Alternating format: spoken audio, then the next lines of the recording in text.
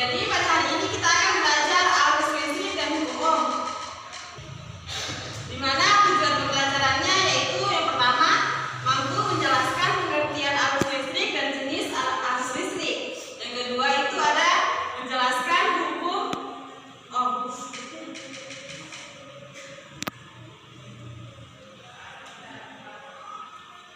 Baik, arus listrik itu adalah aliran elektron dari atom ke atom yang terjadi pada sebuah penghantar dengan kecepatan dalam waktu tertentu.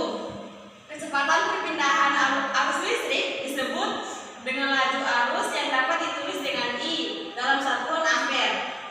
Arus listrik tersebut terjadi jika muatan listrik mengalir setiap detik, sehingga terdapat persamaan muatan listrik, arus listrik, dan waktu dengan rumus sebagai berikut, di mana rumusnya I sama dengan Q dikali T atau Q sama dengan I dikali T, di mana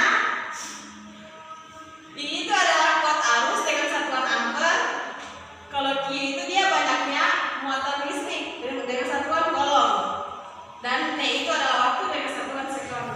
Ya. Baik, di sini sebelum lanjut ada yang tahu apa itu jenis-jenis listrik? Saya dulu.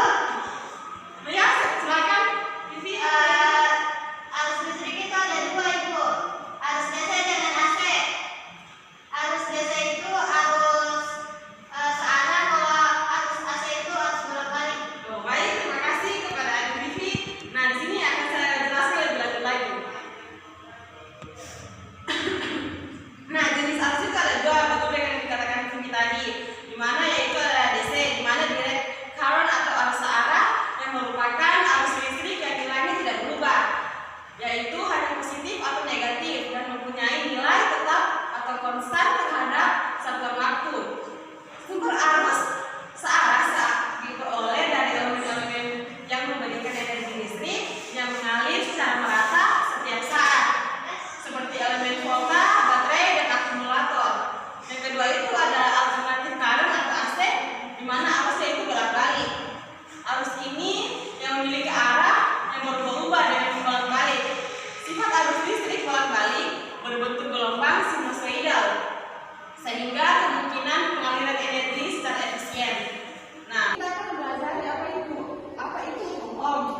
Di sini ada dua pendapat, yaitu yang pertama menurut Wikipedia, hukum Ohm adalah arus listrik yang sebanding dengan tegangan dan berbanding terbalik dengan resistensi. Sedangkan menurut hukum Collins, hukum Ohm adalah prinsip arus listrik yang mengalir melalui suatu konduktor yang sebanding dengan berbeda potensial. Namun, suhu tetap bernilai konstan. Konstanta proporsional merupakan resistensi dari konduktor. Nah, hukum Ohm sendiri itu berbunyi, kuat arus yang mengalir dalam suatu penghantar atau hambatan besarnya sebanding dengan beda potensial atau tegangan antara unsur penghantar tersebut. Dari bunyi hukum Ohm tadi, kita bisa mengambil contoh di mana arus listrik dengan aliran air di pipa atau sungai yang dipengaruhi oleh gravitasi. Apabila pipa dan sungai hampir rata, maka kecepatan air akan tergolong kecil. Namun, jika satu ujung lebih tinggi dari lainnya, maka kecepatan aliran atau arus akan semakin besar. Semakin besar perbedaan ketinggian, maka akan semakin besar arusnya.